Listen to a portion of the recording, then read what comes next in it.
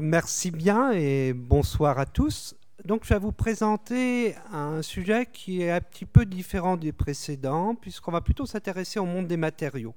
Et d'une manière plus précise, on va s'intéresser au métier d'ingénieur en, en recherche et développement dans un domaine qu'est le domaine de la céramique. Alors, vous avez ici quelques exemples d'applications de la céramique.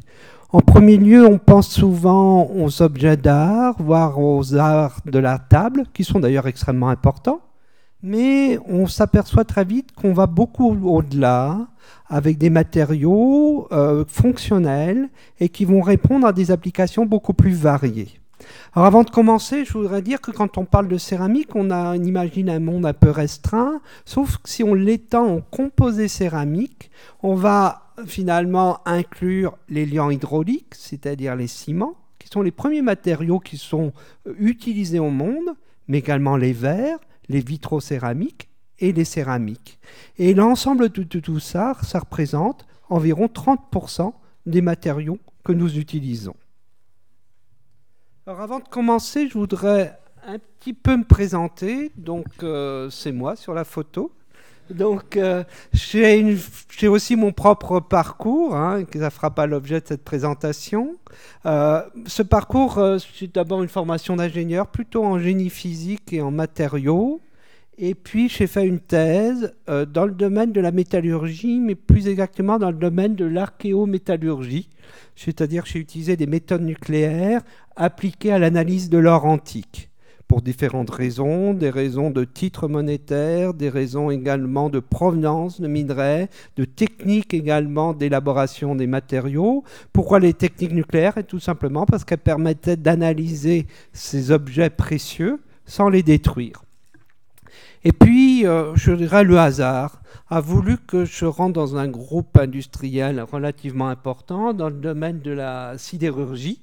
Donc, je suis rentré dans le groupe Usinor, d'abord comme ingénieur de production sur un laminoir, et puis plutôt assez rapidement, j'ai eu une activité R&D, notamment dans le domaine des céramiques réfractaires, qui sont les céramiques utilisées pour garnir les grands réacteurs, tels que les hauts fourneaux, les fours, les poches, etc.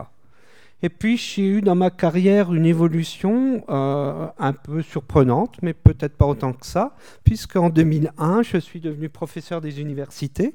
Donc j'enseigne la métallurgie et les céramiques ici, à Polytech, mais également à l'école de céramique de Limoges et puis également à l'école de forge et fonderie.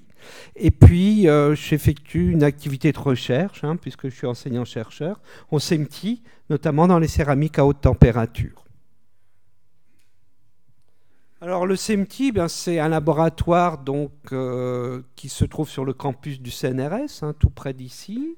Et on travaille sur les matériaux à haute température, et notamment en conditions extrêmes.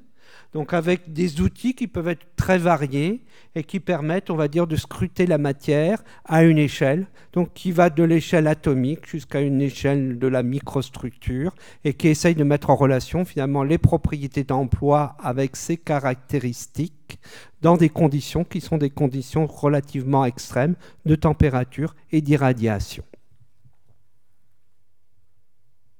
Alors, le menu que je vous propose, c'est le suivant. On ne fera pas de mécanique quantique, du moins pas aujourd'hui.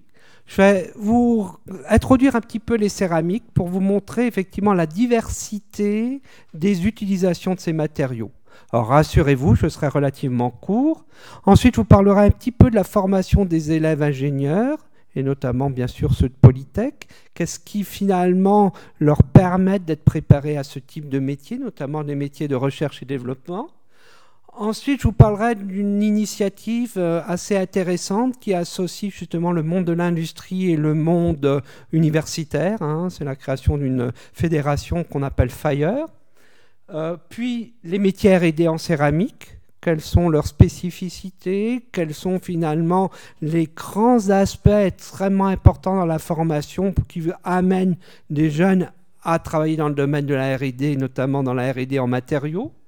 Et puis, je terminerai par des témoignages professionnels, notamment de nos élèves, et j'essaierai finalement d'ouvrir le champ, c'est-à-dire à la fois de faire parler des très jeunes, juste sortis de l'école, des ingénieurs qui ont déjà une certaine aisance dans leur vie professionnelle, qui sont bien établis, et puis j'irai jusqu'aux ingénieurs qui sont plutôt en fin de carrière professionnelle. Et je pense que leur témoignage peut nous apporter beaucoup, et notamment avec une vision qui pour certains date de quelques années, et pour d'autres est beaucoup plus élargie. Alors qu'est-ce que c'est que les céramiques ?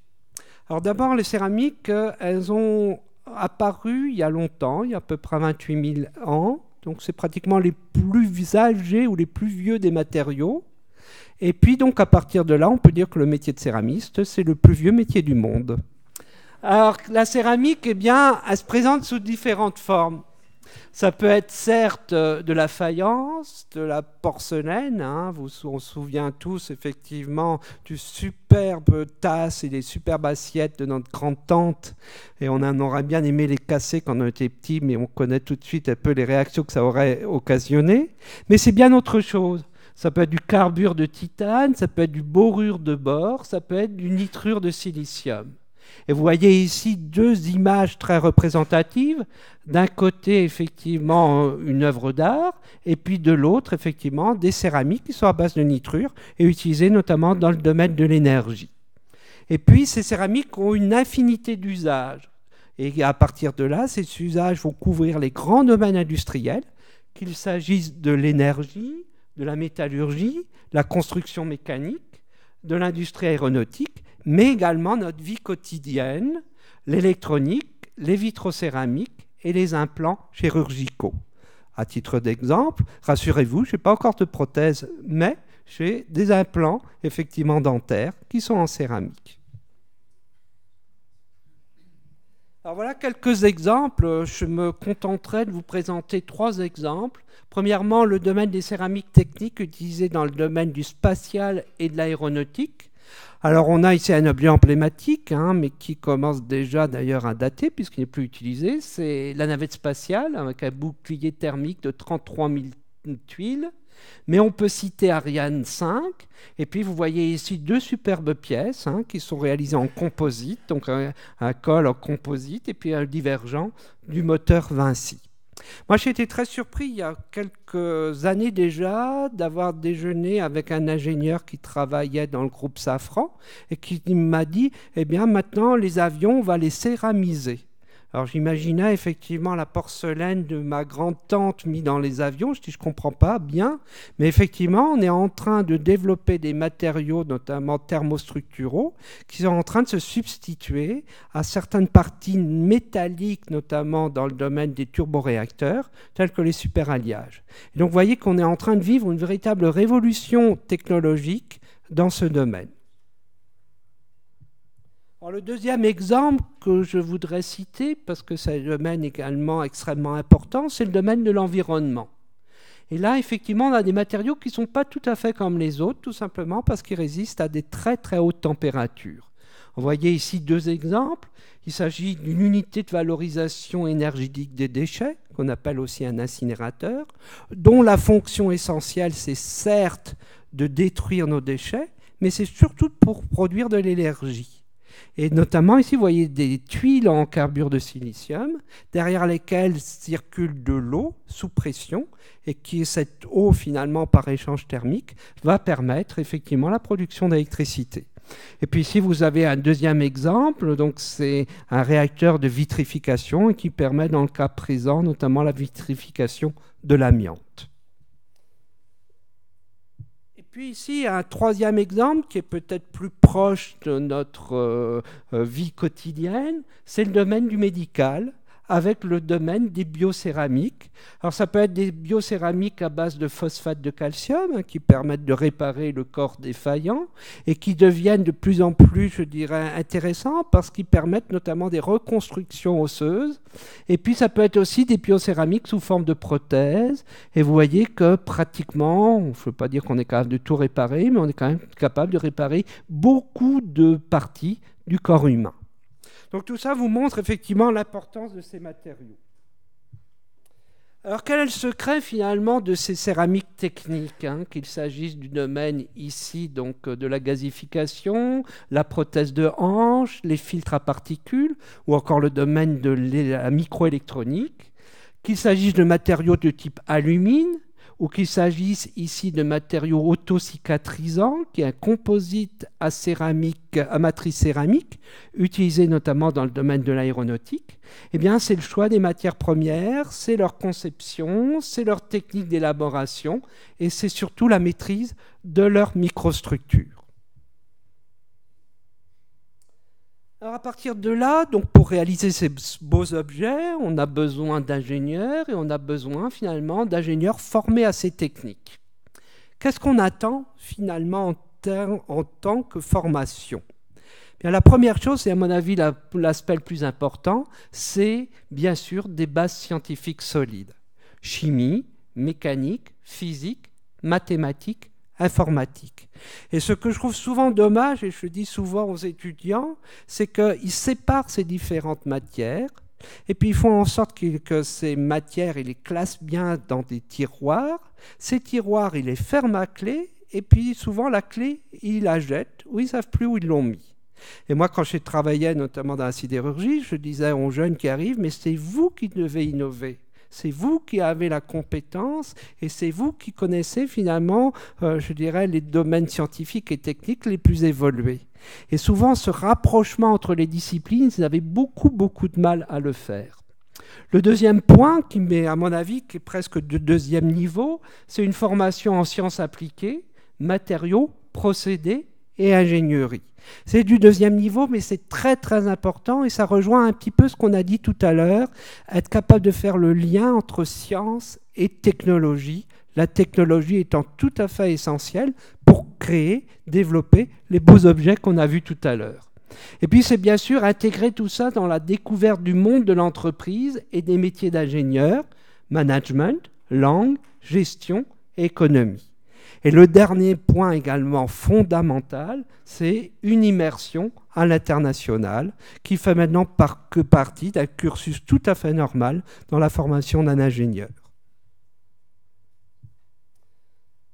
Alors, la formation des élèves ingénieurs céramistes, c'est également des compétences spécifiques et qui vont relever justement d'un domaine pluridisciplinaire. C'est-à-dire qu'ils vont relever de la mise en forme des matériaux minéraux non métalliques, qui devra intégrer une approche complète de la poudre, c'est-à-dire des matières premières, jusqu'en produit fini, mais aussi associé de l'ingénierie des procédés.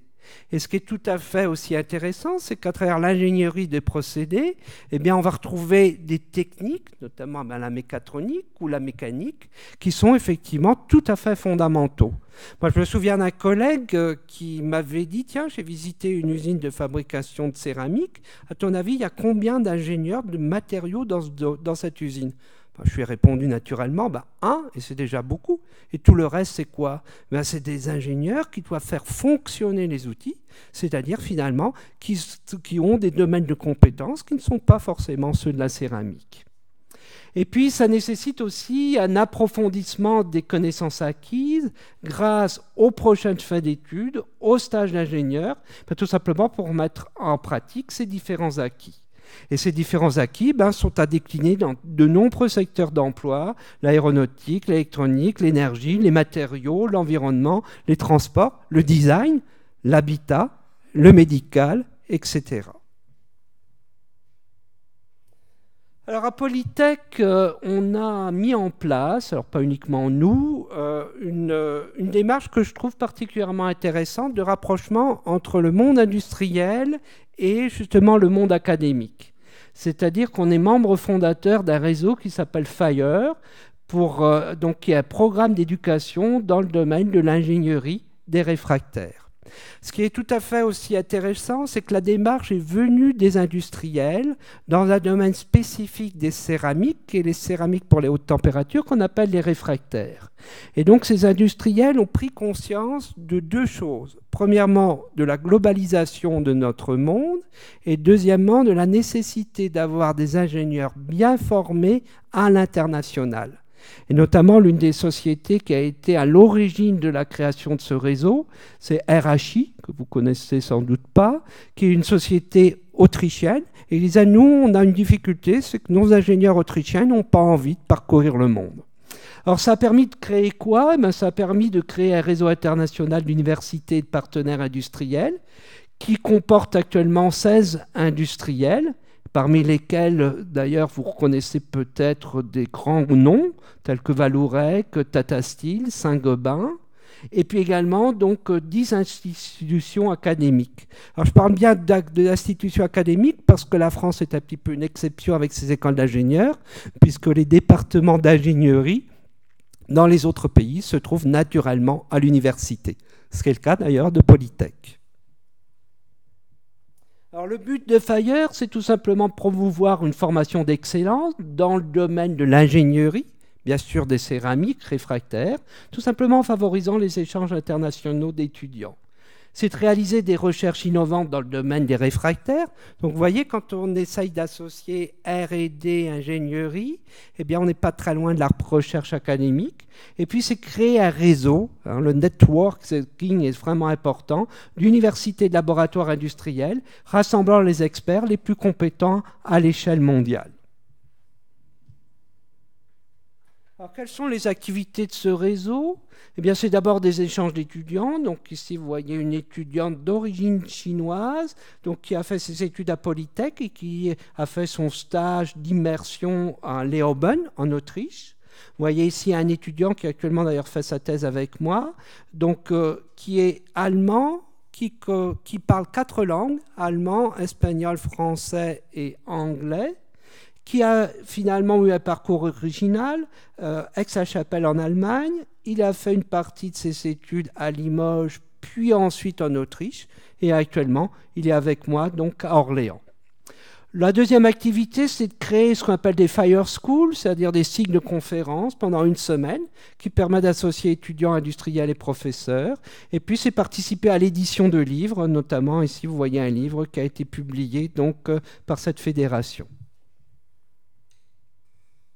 Alors, quels sont les bénéfices finalement d'une telle démarche?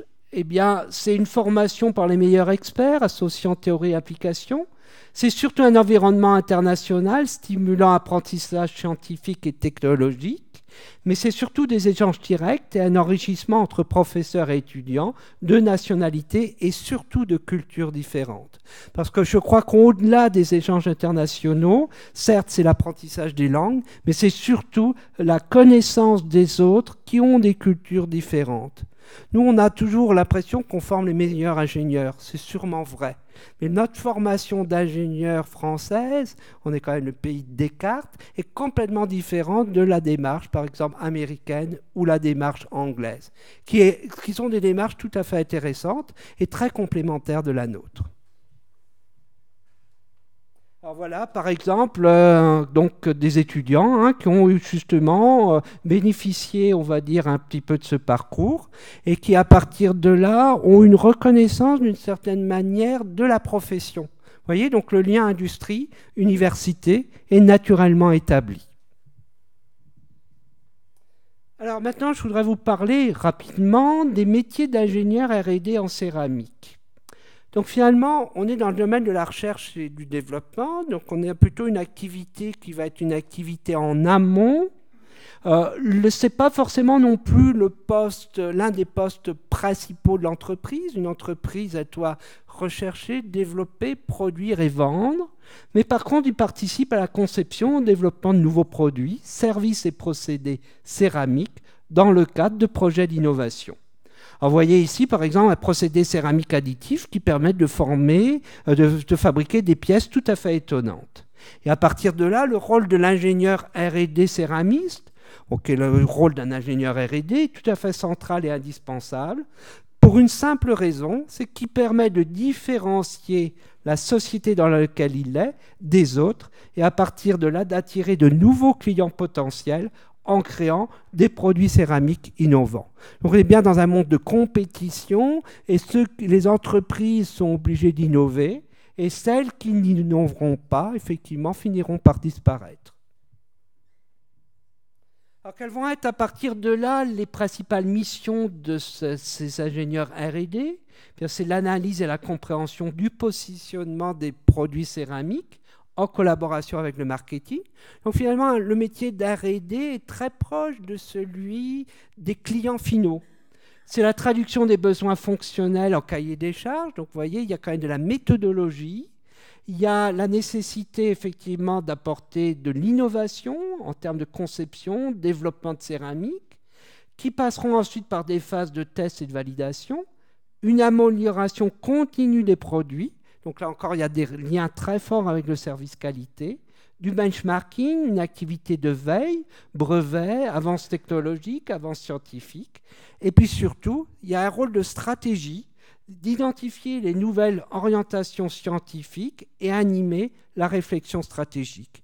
Et cette réflexion, elle peut porter aussi bien finalement sur les pots catalytiques que des produits beaucoup plus, d'apparence beaucoup plus simples, qui ne sont pas, qui sont par exemple des produits de bâtiment tels que les briques et tuiles, ou encore le domaine de l'électronique. Et donc vous voyez qu'il ne peut pas être seul dans son métier, il doit parfaitement, je dirais, travailler avec des collaborateurs, marketing, clients, procédés, fabrication. Alors pour terminer, je voudrais tout simplement donner la parole à des anciens élèves, donc apporter un certain nombre de témoignages. Et vous voyez ici à droite notamment ce que peut être cette industrie, notamment ici à travers un four de frittage de céramique. Alors le premier témoignage sera, on va dire, le témoignage professionnel d'un bébé ingénieur, c'est-à-dire que c'est un élève qui est à peine sorti de Polytech et qui finalement a décidé donc de poursuivre sa formation à travers une thèse. Alors ce qui est tout à fait intéressant, c'est que sa formation initiale, c'est celle d'un BTS, donc technique physique pour l'industrie et laboratoire. Puis ensuite, effectivement, il a suivi un cursus à Polytech Orléans et actuellement, il se trouve à l'université de Grenoble. Alors, son activité, c'est un développement théorique et l'implantation numérique d'un modèle de fatigue basé sur des critères énergétiques. Laissons-le s'exprimer. Quelles sont ses sources de satisfaction? Fier du parcours qu'il a réalisé jusqu'à présent, et il peut l'être. Ma formation académique, mes stages et projets m'ont apporté des compétences et une ouverture d'esprit inestimable. Ouverture d'esprit. Heureux de poursuivre en thèse, car j'aime la science. Donc vous voyez, il est ancré dans ce domaine, donc science et technique. Savoir que mon travail est estimé par mes pairs et pourra trouver des applications dans le secteur industriel. Donc il attend de son activité de thèse une certaine reconnaissance, mais également une certaine application, donc utilité. Maintenant, le témoignage suivant, c'est Nicolas Gallienne, donc qui est en premier poste, Polytech Orléans, qui lui-même a fait une thèse, également dans un domaine finalement de modélisation thermomécanique des céramiques. Donc vous voyez que c'est quelqu'un qui connaît les matériaux, mais qui a besoin et a surtout utilisé des méthodes numériques dans le domaine de la thermique et de la mécanique. Son parcours professionnel, actuellement, il est à Air Liquide, donc une grosse société très innovante, au centre de recherche, donc Paris-Saclay. Ses activités avec ANS sont en relation avec finalement son domaine de compétences thermomécanique, ses principales qualités, être proactif, force de proposition, innovation, savoir prioriser, développer son leadership. Donc on voit bien que dans ses premières années de parcours professionnel, l'ingénieur R&D va être ancré encore dans le domaine de la technique.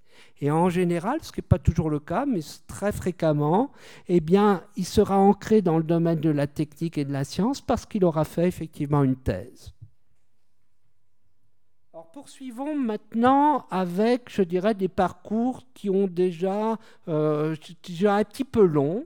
Donc il s'agit ici de Tiffaine Cordonnier, 8 ans d'expérience. Elle a fait effectivement une thèse, elle a commencé en métallurgie et actuellement elle travaille à ArcelorMittal, donc Research, à Mézières-les-Messes, dans le domaine des céramiques réfractaires. Mes activités, développement de l'expertise technique. Donc on est en train de quitter le monde, on va dire, un peu fondamental pour aller vers de l'expertise. Et pour être expert, il faut effectivement de la compétence et de l'expérience. Appui technique, gestion de projet de recherche. Qualité demandée, communication, ouverture culturelle, curiosité, capacité d'analyse et de synthèse. On voit qu'elle est en train un petit peu de s'éloigner finalement de préoccupations qui sont très proches de la science. Les satisfactions professionnelles, être ingénieur R&D dans un grand groupe sidérurgique est une chance et une liberté. Nous pouvons aller au fond des choses, comprendre les mécanismes. Chaque projet est une occasion de rencontrer des personnes avec des attentes qui leur sont propres et des cultures bien différentes de la nôtre, et tout cela est très enrichissant. À noter deux choses, vous voyez que le relationnel prend le pas, et deuxièmement, effectivement, elle parle de cultures différentes parce qu'elle est amenée à travailler de plus en plus avec des pays qui ne sont pas forcément la France. D'où l'importance de former nos ingénieurs à cet aspect. Ici, il s'agit de Mathieu Schwartz, 2 ans d'expérience, 4 sociétés. Donc c'est un petit peu un turboréacteur. Vous voyez, lui, il est typiquement dans un profil de céramique technique à haute valeur ajoutée, et il profite finalement de chacune de ces sociétés pour acquérir de la compétence qui lui donne accès finalement à d'autres métiers. Il a travaillé donc dans SGL Carbone, donc ça veut dire dans le domaine des freins notamment, hein, aéronautique, mais également voitures de luxe, Corning, Saint-Gobain Recherche, notamment dans le domaine des piles à combustible. Et là, actuellement, il travaille dans le domaine, finalement, des composites. Alors, ce n'est pas 2 ans d'expérience, ça doit être 12 ans d'expérience. Qualité demandée, excellent relationnel et capacité d'écoute, esprit de synthèse, capacité de coordination, pragmatisme et sens pratique. Satisfaction professionnelle, les matériaux céramiques offrent des innovations fortes. C'est très, très clair dans son domaine. Gratifiant de participer au développement produit et d'aller à la rencontre des clients. Vous voyez, les clients sont présents. Grande liberté dans mes activités quotidiennes. Maintenant, témoignage de Bertrand Yot, 8 ans d'expérience, R&D puis vente. Donc vous voyez, là, on est en train d'assister un peu à des évolutions de carrière. Le métier de R&D lui a permis finalement une orientation plutôt dans le domaine du Technical Sales Engineer. Alors, il a travaillé dans le groupe ArcelorMittal, puis maintenant il travaille donc dans le groupe Calderis, un groupe spécialisé dans le domaine des céramiques. Ses activités offrent techniques, mais également commerciales, marketing industriel, visite clientèle, qualité, autonomie, aimer se déplacer. Donc là, c'est clair qu'il voyage à travers le monde. Client, savoir s'adapter aux cultures, clients et pays. Être au moins bilingue, forte capacité de travail. Satisfaction personnelle, avoir le sentiment que mon travail est utile, découvrir le monde, avoir choisi un domaine avec du travail et des challenges. Donc ce qu'on va demander finalement à ce type de profil, c'est être capable d'aller auprès des clients, d'avoir des challenges pour pouvoir finalement faire en sorte que l'entreprise soit de plus en plus profitable. Ludovic Massard, il a fait une thèse, 11 ans d'expérience dans un grand groupe, Saint-Gobain, 8 ans comme ingénieur de recherche sur céramique électrofondue. Il a fait sa thèse à l'École des mines de Paris, 3 ans responsable de procédés électrofondus. Activité contribuer à la définition et à l'utilisation optimale des équipements de fabrication, assurer les transferts de technologies, produits, procédés, réaliser des audits de qualité, sécurité. Donc là, on voit qu'il y a un lien très fort dans son métier entre matériaux et procédés. Alors qu'habituellement, dans nos enseignements, on a une tendance à séparer les deux. Et vous voyez qu'il a à côté aussi un impact très très fort sur l'aspect productivité et production, puisqu'il va s'intéresser à la qualité et à la sécurité. Il est typiquement dans une logique de gestion de projet, et ses qualités, c'est gestion des priorités, adaptation au changement. Satisfaction professionnelle, dépôt de brevets sur des produits et procédés, enrichissement personnel par le travail en équipe multiculturelle, qualité d'adaptation aux diverses missions et aux changements. Cyril Deteuf, 17 ans d'expérience. Là, c'est un profil intéressant parce qu'il a vécu 2 expériences différentes. La première, c'est dans une PME, une grosse PME, où il était ingénieur développement. Et actuellement, vous voyez, il est responsable commercial Europe Sud, dans un domaine proche des céramiques sans l'être totalement, c'est le domaine des minéraux, puisqu'il s'intéresse aux matières premières minérales, qui s'appelle le kaolin. Première qualité de ce parcours, l'adaptation. Dans sa première expérience, la polyvalence va de pair avec une structure d'une PME. Dans une grosse structure, il faut savoir gérer beaucoup les interactions et les changements interviennent très vite, en moyenne tous les 2 ans. Et puis, dernier parcours, là, on arrive non plus au bébé ingénieur, mais au senior ingénieur. Donc, Pascal Hubert, recul de 36 ans d'expérience, senior manager, analyse de données, vente, essais et visites chez les clients, qualité, organisation, rigueur, résistance physique, beaucoup de déplacements. C'est sûrement un point important, notamment quand on approche de la soixantaine. Une bonne dose d'enthousiasme, ça c'est évident, et de disponibilité. Satisfaction professionnelle, donc Pascal c'est quelqu'un qui a du recul, donc qui a maintenant une expérience professionnelle large, et donc à partir de là, je crois qu'il en a tiré un peu l'essentiel. Mes expériences de travail à l'étranger, Algérie, Autriche, Inde, restent dans ma mémoire comme des moments heureux. Avoir réalisé des projets avec réussite, il en reste encore quelque chose, une équipe, des produits, une organisation, un document de référence. Alors pour terminer, en guise de conclusion, eh bien finalement, le métier d'ingénieur recherche et développement en matériaux céramiques est riche. Il est riche parce que la céramique, eh bien, elle se présente un peu dans tous ses états. C'est à la fois une image infiniment riche de l'homme, de ses pesanteurs, mais également de son génie. Et vous voyez par exemple ici des aiguilles revêtues de composites qui vont être utilisées dans les machines de fusion thermonucléaire, notamment à ITER, à Cadarache. C'est également un trait d'union entre design, technologie et science. Et ça, c'est très important.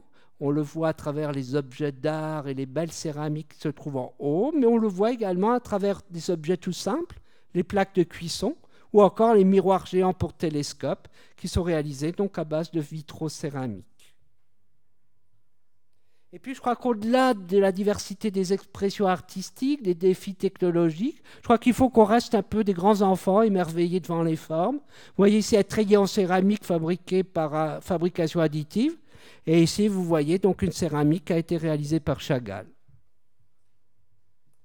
Et puis, je pense que surtout, eh bien, on doit un grand hommage, certes aux couleurs, c'est beau une céramique, mais surtout au savoir-faire des ingénieurs. Voilà, donc je vous remercie de votre attention. Et ici, vous voyez un four de frittage d'oxyde d'uranium. Sans ce four, je ne serais pas là à vous parler parce que nous n'aurions pas d'électricité, parce que l'oxyde d'uranium est tout simplement le combustible utilisé dans les centrales nucléaires. Et puis ici, vous voyez des vitrocérames utilisés notamment pour leurs propriétés, plus particulièrement leurs propriétés de transparence, donc à la lumière. Voilà, merci bien. Alors, excusez-moi, j'ai vu qu'il y avait plein de fautes d'orthographe. Alors, certaines fautes d'orthographe sont peut-être liées à des copier-coller liés au témoignage des anciens élèves, et d'autres sont sûrement liées un peu à moi. Excusez-moi. On va maintenant passer à la série de questions. Est-ce que vous avez des questions à poser à M. Poirier? Alors moi, j'en ai une pour commencer. Elle concerne plus l'enseignant que vous êtes, où certes, j'imagine bien qu'au niveau de la thèse, il y a des choses passionnantes à faire. Comment vous faites pour faire la première initiation aux céramiques aux étudiants qui sont dans votre école d'ingénieur? Comment la première approche, en quelque sorte? Alors, moi, je crois que la première approche, elle doit être presque affective, c'est-à-dire il faut leur montrer la matière. Ça me paraît fondamental. Et moi, qui me paraîtrait vraiment très, très bien, c'est qu'à travers tous les objets qui nous entourent, on puisse les regarder avec un autre œil. C'est-à-dire que finalement, en les regardant, on puisse déjà imaginer leur microstructure, leur manière dont ils sont conçus jusqu'à l'échelle atomique, et à partir de là, essayer d'en déduire leurs propriétés. Ça me paraît extrêmement important. Alors, on a une difficulté dans le domaine des matériaux. Toutes les disciplines sont difficiles.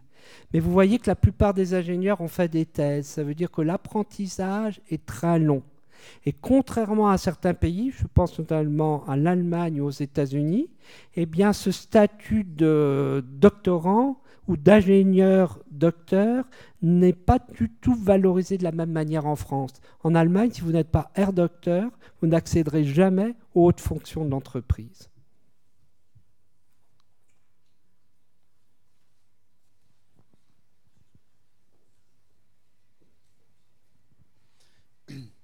Merci pour votre présentation et merci pour les valeurs que vous essayez de porter auprès de vos élèves. Comme quoi, finalement, ceux qui peuvent être les plus ouverts d'esprit sont en parallèle ceux qui peuvent être en mesure d'étudier les matériaux les plus réfractaires. Ouais. Une question me venait à l'esprit. Quand on voit les témoignages que vous avez montrés, la satisfaction personnelle que tous ces jeunes, et moins jeunes aussi, ont de leurs études, de leur carrière, de ce qu'ils peuvent être amenés à faire dans les années qui viennent. Comment peut-on expliquer à votre sens le fait qu'aujourd'hui, on peut voir apparaître dans la jeunesse un certain désintérêt pour les sciences ? Alors ça, c'est une question qui est tout à fait passionnante. Moi, ce que je peux vous dire, et je pense que je fais partie de la génération avec beaucoup d'autres, où la science, c'était un peu une religion. C'est-à-dire qu'on avait ce côté un peu émotionnel vis-à-vis de la science. Ce côté-là a relativement disparu, c'est-à-dire la technologie et la science est devenu normal, c'est-à-dire on a un téléphone portable, on le prend, on le jette, et on s'intéresse très très peu effectivement à ce domaine. Alors, il y a plusieurs choses. Moi, je vais être très très pragmatique. La première raison, c'est des problèmes de valeur et des problèmes de valeur même économique. À partir du moment où on valorise mieux les métiers de la finance, eh bien, on va retrouver effectivement beaucoup d'ingénieurs dans le domaine de la finance. J'aime bien faire cet aparté. Quand j'ai commencé mon activité professionnelle dans le groupe Usinor, j'étais donc au laminoir. C'était un domaine qui m'était très étranger. Au début, je suis un peu de mal. Mon N+1, si on peut l'appeler comme ça, était polytechnicien. Mon N+2, c'était Dolé, celui qui est devenu le PDG d'ArcelorMittal. Et j'avais un collègue qui était donc polytechnicien. Et quand je suis arrivé, je me suis dit, mais à ce niveau-là, qu'est-ce qu'ils font finalement dans ce type de poste ? Maintenant, avec un recul, allez, on va dire de 30 ans à peu près, vous ne retrouverez plus du tout ces personnes à ces postes-là. Ça veut dire que les valeurs ont été complètement inversées. Alors, il y a aussi une raison qui est une raison d'industriel, c'est-à-dire quand vous rentriez à l'époque dans les grands groupes, eh bien, on créait des vraies valeurs d'attachement. Et c'est clair que si vous démissionniez de ce groupe pour aller ailleurs, votre responsable n'était pas très apprécié de la direction. Maintenant, ce n'est pas du tout le cas. Donc, vous voyez, je pense qu'il y a un peu toutes ces valeurs qui soient recréées si on veut faire en sorte qu'effectivement, les meilleurs d'entre nous, effectivement, aient vraiment envie de travailler dans ce domaine.